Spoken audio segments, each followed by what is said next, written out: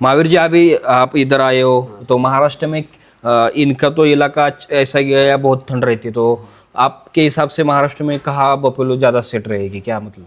क्योंकि तो अभी बड़े सर लगभग तो पूरे महाराष्ट्र में भैंस कोई दिक्कत नहीं सर जी। हमारी तरफ सर जी गर्मी में बहुत ज्यादा जस्त होती है, 48 तक टेम्परेचर जाता है गर्मी, और सर्दी में भी 2-3 टेम्परेचर चला जाता है फरवरी जनवरी फरवरी में। बराबर, आपके महाराष्ट्र का टेम्परेचर बहुत अच्छा है, कहीं भी सेट होने में कोई दिक्कत नहीं है भैंस में, ओके हर जगह नॉर्मल सेट होते हैं, हमारे से भी अच्छा सेट होता है सर। ओके. तर तुम्ही आता त्यांच्याकडे म्हणजे ज्यावेळेस हरियाणाला जाता त्यांना नवीन कोण जाणार असेल त्यांना तुमचा काय सल्ला असेल मग?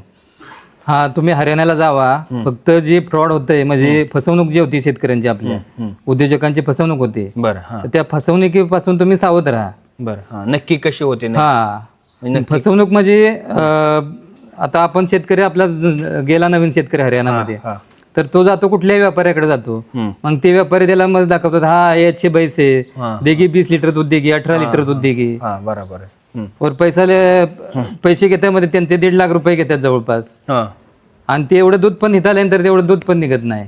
बरं, दूध निघतं इथं आल्यानंतर 7 लिटर 8 लिटर सांगतात, 15 लिटर दूध देईल, 20 लिटर दूध म्हैस देईल. हां हां पण हे महावीर सरांकडे आपण गेलो, तिथं आपण स्वतः राहून 8 दिवस राहून त्यांच्या इथून म्हशी पिळून आणलेल्या आहेत आपण तिथं. बरोबर. आता तुम्ही म्हणजे म्हणताय एवढी इन्व्हेस्टमेंट करून तेवढं प्रॉफिट भेटलं पाहिजे आपल्याला, हा, तर म्हशीनं दूध दिलं तरच भेटेल ना. हो, म्हशीनं जर दूध नाही दिलं तर आपलं प्रॉफिटच होणार नाही ना. हां हां, म्हणजे एवढी इन्व्हेस्टमेंट करून त्याचा फायदाच. हा, म्हशीमध्ये क्वालिटी म्हशी पाहिजेत आपल्याला, दूधवाल्या म्हशी पाहिजेत, तर आपल्याला फायदा होऊ शकतो. ओके.